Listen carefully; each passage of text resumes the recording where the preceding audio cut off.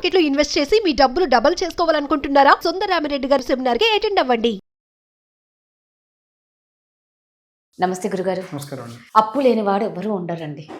ఆ అప్పు శృతి మించితేనే చాలా మంది సూసైడ్లు. ఒక్కరితో పోరు, పాపం ఫ్యామిలీ అంతా కూడా సూసైడ్. అప్పు అనేది అంత భయంకరమైంది.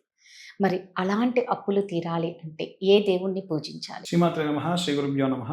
అప్పులు తీరాలి అని అంటే మనం దేవుణ్ణి పూజించాలి. అందులో ప్రత్యేకంగా లక్ష్మీదేవిని పూజించాలి, లక్ష్మీ కుబేరుని పూజించాలి. అప్పులు తీరడం విషయం చాలా ఈజీ అండి. అప్పులు తీర్చొచ్చు, అప్పులు తీర్చడం ప్రాబ్లం కాదు. కానీ వేరే వాళ్ళ చేతికి వెళ్ళిన డబ్బులు తిరిగి రావడం కూడా పెద్ద ఇష్యూ. ఫస్ట్ ఆఫ్ ఆల్ ఏంటంటే అప్పులు తీర్చేటువంటి రోజులు కూడా ఉంటాయి ప్రత్యేకంగా. మంగళవారం నాడు అప్పు తీర్చాలి. చాలా మంది మంగళవారం నాడు డబ్బు ఖర్చు పెట్టొద్దు అని అంటారు, శుక్రవారం నాడు డబ్బు ఖర్చు పెట్టొద్దు అంటారు. మంగళవారం నాడు మీరు వడ్డీ కడితే వడ్డీతో పాటు ఎంతో కొంత అసలు కట్టండి. మంగళవారం ఏం కోరుకుంటుంది? మారు కోరుకుంటుంది. సో మారు ఈజ్ నథింగ్ బట్ మళ్ళీ మీరు అసలు కట్టడం స్టార్ట్ చేస్తారు. ఓకే, శుక్రవారం నాడు మీరు శుక్రవారం అప్పులు తీర్చొచ్చు. శుక్రవారం నాడు అనవసరమైన ఖర్చు పెట్టకూడదు. శుక్రవారం అప్పు తీరుస్తున్నారంటే మీరు రూపాయి మిగిల్చుకుంటున్నారని అర్థం. చాలా మంది ఇవాళ శుక్రవారం నేను ఇయ్యను, ఇవాళ సాయంత్రం 6:30 దాటింది డబ్బు తీయను అంటారు. అదే డబ్బుని రెస్టారెంట్స్కి వెళ్ళి ఖర్చు పెట్టడానికి, షాపింగ్లోకి వెళ్ళి దిక్కుమాల ఖర్చు పెట్టడానికి ఆపితే చాలా మంచిది. వాడి ఖర్చు పెట్టొచ్చు. కరెక్ట్. అప్పు తీర్చడానికి ఆ రోజులలో తీర్చడం, ఆ సమయాల్లో తీర్చడం చాలా మంచిది. లక్ష్మీదేవి యొక్క విశిష్టమైనటువంటి ఇష్టమైనటువంటి రోజు శుక్రవారము, అలాగే మంగళవారం కూడా. మనం చేసేటువంటి కొన్ని చిన్న చిన్న తప్పుల వల్ల లక్ష్మీదేవికి బదులు జ్యేష్ఠాదేవి వచ్చి కూర్చుంటుంది. లక్ష్మీదేవి అక్క ఎవరండి అంటే జ్యేష్ఠాదేవి. జ్యేష్ఠాదేవి లక్ష్మీదేవి ఇద్దరు మాట్లాడుతుంటే శుక్రాచార్యుల వారు రాశారు ఇప్పుడు నేను చెప్పేటువంటివి. లక్ష్మీదేవి జ్యేష్ఠాదేవిని అడిగింది, అక్క నువ్వు ఎక్కడెక్కడ ఉండవు చెప్పు, నా భక్తులు ఇబ్బంది పడుతున్నారు. ఎక్కడైతే ఆడవాళ్ళు నీలా తయారవుతారో అక్కడికి నేను రాను, నీకు ఇష్టమైనట్టు ఇంటిని ఉంచుకుంటారో అక్కడికి నేను రాను అని చెప్పింది. సింపుల్. ఎక్కడ అమ్మవారు ఉంటుంది మరి అడిగింది అనమాట జ్యేష్ఠాదేవి కూడా. నీకెక్కడ ఉండడం అంటే ఇష్టం చెప్పు. ఎక్కడైతే ఆడవాళ్ళని తిట్టకుండా ఉంటారో, ఎక్కడైతే వేదం గట్టిగా వినిపిస్తుందో, ఎక్కడైతే ఇంటికి ఒంటికి శుభ్రత ఉంటుందో, ఎక్కడైతే మంచి మాటలు వినిపిస్తాయో అక్కడ లక్ష్మీదేవి తాండవం చేస్తుంది. జ్యేష్ఠాదేవికి ఏమి ఇష్టం? ఎవరైతే ఏకవస్త్రం అంటే నైటీలు వేసుకొని, జిడ్డుగారి ముఖాలు వేసుకొని, జుట్టంతా విరబూసుకొని, ఇంట్లో కాళ్ళకు చెప్పులు వేసుకొని తిరుగుతారో అక్కడ జ్యేష్ఠాదేవి వచ్చి కూర్చుంటుంది. వాళ్ళ రేపు అందరూ అదే చేస్తూ ఉన్నారు. సాయంత్రం అసుర సంధ్యా సమయంలో కానీ, బ్రాహ్మీ ముహూర్తం తర్వాతకి, సూర్యోదయం తర్వాతకి జుట్టు ఇంటి ముందు భాగంలో ఉంచి దువ్వుకోకూడదు. ఇంట్లో ఎక్కడ పడితే అక్కడ వెంట్రుకలు పడకూడదు. వాస్తవంగా శాస్త్రంలో చెప్పింది ఏంటంటే కొన్ని నీళ్లు చల్లుకొని దువ్వుకోవాలి ఆడవాళ్ళు ఇంట్లో ఒక భాగంలో. ఆ పడ్డ వెంట్రుకలు ఎవరి పాదాల కిందికి వెళ్ళి వాళ్ళు తొక్కకూడదు.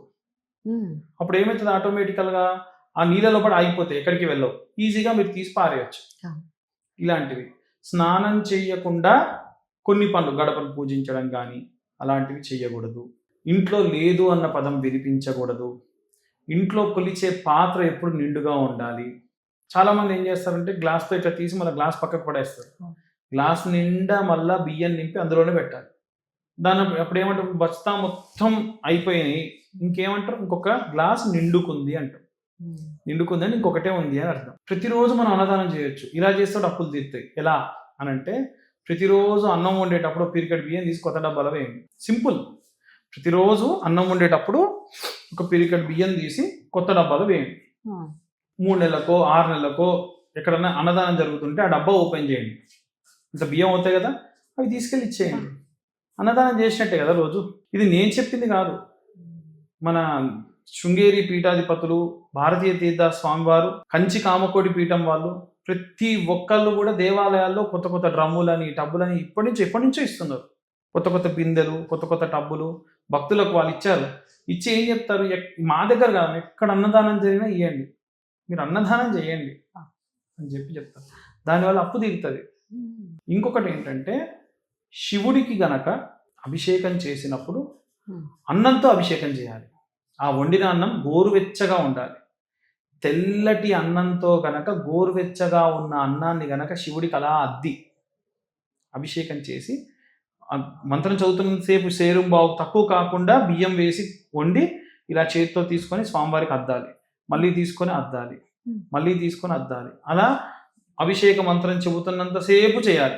ఆ తర్వాత అదంతా తీసి నైవేద్యంగా పెట్టి అందరికి పంచాలి. అలా చేస్తే 3 జన్మల నుండి మనం ఎవరినైనా సరే దైవదూషణ చేసిన, గురుదూషణ చేసిన, మనం ఏమైనా సరే పద్ధతులు పాటించకపోయినా, విశేషమైనటువంటి చండాల స్త్రీ సాంగత్యం చేసిన ఆ దోషములు కూడా పోతాయి, అప్పులు కూడా తీరుతాయి. కేజీంబాబు బియ్యం ఎంత, అభిషేకానికి అయ్యే ఖర్చు ఎంత, నెలలో వీలైతే మా భక్తులకు చెప్తే ప్రతి మాస శివరాత్రికి కూడా ఫస్ట్ సాధారణమైన అభిషేకం ఉంటుంది.